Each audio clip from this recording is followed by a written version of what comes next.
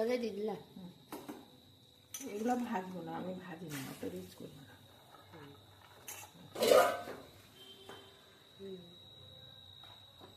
করবো নাকি একটু, তাই ভাবছি।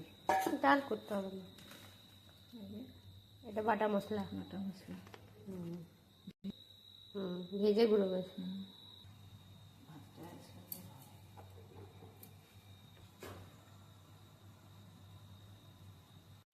তেল কেন দিলা? একটু দিলাম, ভাতটা ভালো হবে।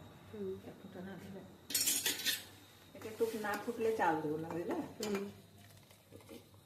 মোটা একটু চিনি, আর ওই ফ্রাই হয়ে গেলে মশলাটা দিই। হেলদি ওইটা, এই যে এত ভাজা হলো না। না, তার জন্য তো ভাজি নেই।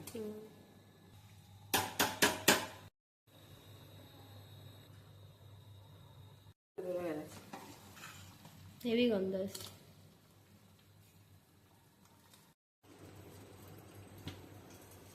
দিয়ে এবার ওই কাজুটা ভেজে তুলে নেবো, নিয়ে ভাত দিয়ে দেবো। হ্যাঁ, খেতে হবে। তাই মেলা বলো। আর দেবো না, দেবে না, কতক্ষণ।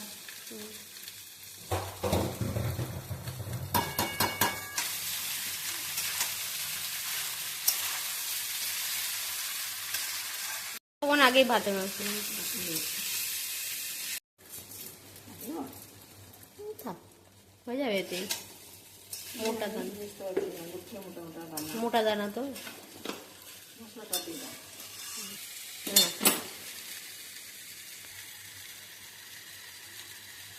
এগুলো সবাই বাজারে ইয়েতে প্যাকেটে পাওয়া যায়।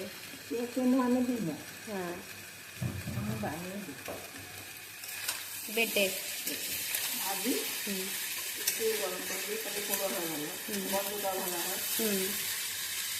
একটু দিয়েছি, মশলাটা বেশি দিইনি। লাগলো না, কালারটা হেভি এসছে। একটু খেয়ে দেখবে।